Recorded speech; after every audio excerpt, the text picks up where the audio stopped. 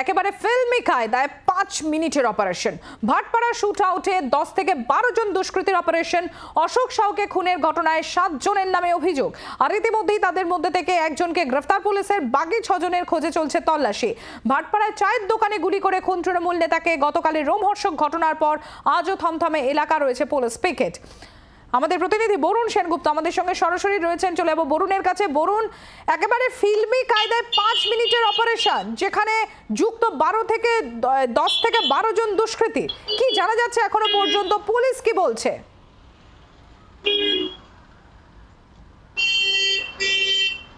দেখো, এখনো পর্যন্ত কিন্তু পুলিশ একজনকে অ্যারেস্ট করেছে, যদিও ৭ জনের নামে এখানে কিন্তু এফআইআর রুজু হয়েছে। যে একজন গ্রেপ্তার হয়েছে তার নাম কৌশল আলী, তার বাড়ি এই বাঁশবাগান এরিয়াতেই। কিন্তু এই যে কৌশল আলী, বাদ বাকি যে ৬ জন তারা গেল কোথায়? যদিও প্রত্যক্ষদর্শীরা কিন্তু বলছে ৭ জন নয়, একেবারে ১০ থেকে ১২ জন ছিল, এবং প্রত্যেকের হাতে কিন্তু আগ্নেয়াস্ত্র ছিল। কারোর হাতে ছিল বোম, কারোর হাতে ছিল পিস্তল, কারোর হাতে ছিল 1 শাটার, কারোর হাতে ছিল 9mm পিস্তল। এমনটাই কিন্তু বলছে প্রত্যক্ষদর্শীরা। আর প্রত্যক্ষদর্শীরা যেটা জানাচ্ছে, একেবারেই ফিল্মি কায়দায় একদম আমি যেখানে দাঁড়িয়ে আছি এই জায়গাটা এখন পর্যন্ত করণ করে রাখা হয়েছে। ঠিক এই জায়গাতেই কিন্তু গতকাল ঠিক সকাল ৯টা থেকে ৯টা ৫ ঠিক সেই সময় কিন্তু একেবারেই ফিল্মি কায়দায় কিন্তু অপারেশন হয়। মাত্র ৫ মিনিটের অপারেশন, কেউ কিন্তু বুঝতে পারেনি। প্রত্যক্ষদর্শী যারা ছিলেন তারা যেটা জানাচ্ছেন, এইখানে প্রত্যেকে চা খেতে এসেছিলেন, তারা সেই সময় কেক খাচ্ছিলেন, এবং অশোক সাউও সেই সময় কিন্তু কেক খাচ্ছিল। সেই সময় কিন্তু একেবারেই তাদের ঘিরে ফেলে বিভিন্ন জায়গায়, অর্থাৎ এই যে রাস্তা রয়েছে, এই রাস্তার এই যে দোকান, এই দোকানের চারিদিক থেকে কিন্তু ঘিরে ফেলে বেশ কিছু দুষ্কৃতী, এবং ঘিরে ফেলার পরেই তারপরেই কিন্তু একের পর এক গুলি চালাতে শুরু করে, এবং গুলি চালিয়েই কিন্তু তারা ক্ষান্ত হয় না। তখন এই যে দোকান দেখছো, অর্থাৎ এই যে সামনের যে দোকান, সেই দোকানের ভেতরে ঢুকে যায় অশোক।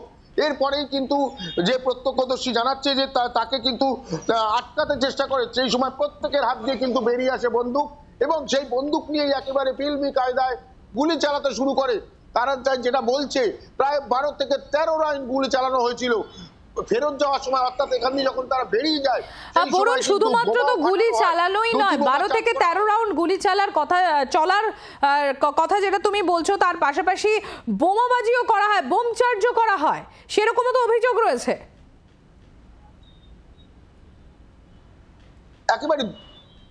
একেবারে ২টি বোমা কিন্তু মারা হয় এইখানে। একটি বোমা ফাটে, এবং একটি বোমা কালকে কিন্তু জগদ্দল থানার পুলিশ তাকে উদ্ধার করে, এবং যে বোম স্কোয়াড এসেছিল তারা তাকে উদ্ধার করে।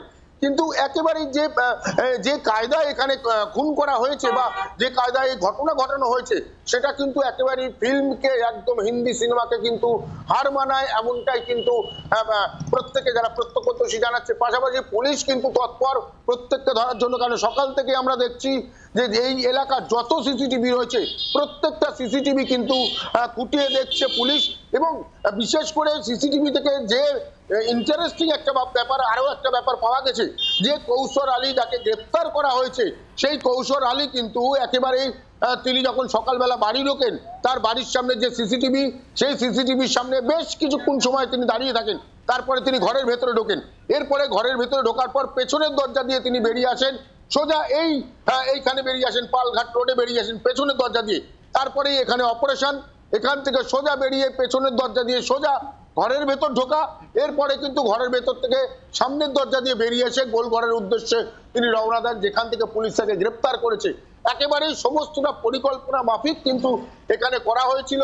এটা কিন্তু একদিনের পরিকল্পনা যে নয়, সেটা কিন্তু এই যে কাজ, অর্থাৎ যে কায়দা এখানে হয়েছে, সেটা দেখে কিন্তু একেবারে স্পষ্ট এটা কিন্তু বোঝা যাচ্ছে। তার কারণ একেবারেই এত মানুষকে একসঙ্গে সংগঠিত করা, এত বোমা পিস্তল জোগাড় করা, তারপরে একেবারেই যে ঘর থেকে বেরিয়ে আসা, তাদের ঘরে ঢোকা, এই সমস্তটাই কিন্তু পুলিশ যেটা বলছে একেবারেই কিন্তু একদিনের যে পরিকল্পনা নয়, সেটা কিন্তু বলাই যায়। একেবারেই আকাশ প্রসাদ এর মৃত্যুর পর থেকে তার ভাই সজল, যে কিন্তু একেবারেই নির্দ্বিধায় ছিল যে কোনো উপায় এই অশোক সাউকে সরাতে হবে এবং তাকে মারবে। তার আগেও তার উপর আক্রমণ হয়েছিল, ঠিক সেই আক্রমণই কিন্তু গতকাল এখানে ঘটানো হলো, এবং সেটা কিন্তু একেবারে যে পরিকল্পনা মাফিক, এটা কিন্তু একেবারে পুলিশ নিশ্চিত। এবং পাশাপাশি পুলিশ আরো বলছে যে রাজনৈতিক বিভিন্ন নেতা বা বিভিন্ন সবাই নানা কথা বললেও এখানে যে ঘটনা ঘটানো হয়েছে, এই ঘটনা কিন্তু কোনোই রাজনৈতিক উদ্দেশ্য প্রণোদিত নয়। কারণ অশোক সাউ তিনি তৃণমূল কংগ্রেসের কর্মী হতে পারেন, কিন্তু এখানে কিন্তু কোনো রাজনীতি নয়। এখানে শুধুমাত্র যে ঘটনা ঘটানো হয়েছে, পুরনো যে ঘটনা, সেই ঘটনার বদলা নেওয়ার জন্যই এই ঘটনা কিন্তু ঘটানো হয়েছে। এটা কিন্তু পুলিশের তরফ থেকে পুলিশ এখনো পর্যন্ত নিশ্চিত হয়ে গিয়েছে এবং পুলিশ, জগদ্দল থানার পুলিশ প্রত্যেককে কিন্তু যে সিসিটিভি রয়েছে, প্রচুর সিসিটিভি তারা কিন্তু খতিয়ে দেখছেন এবং যেখান দিয়ে বেরোনো সম্ভব, যেখান দিয়ে ঢোকা সম্ভব, এই সমস্ত জায়গা সিসিটিভি ফুটেজ তারা কিন্তু খতিয়ে দেখছেন এবং নির্দিষ্টভাবে যারা এসেছিলেন তাদের চিহ্নিতকরণের যে কাজ, সেটা কিন্তু তারা একেবারেই খতিয়ে করে চলেছেন, এমনটাই কিন্তু পুলিশের তরফ থেকে জানানো হচ্ছে। বাংলার আওয়াজ, বাঙালির আবেগ, জি 24 ঘন্টা।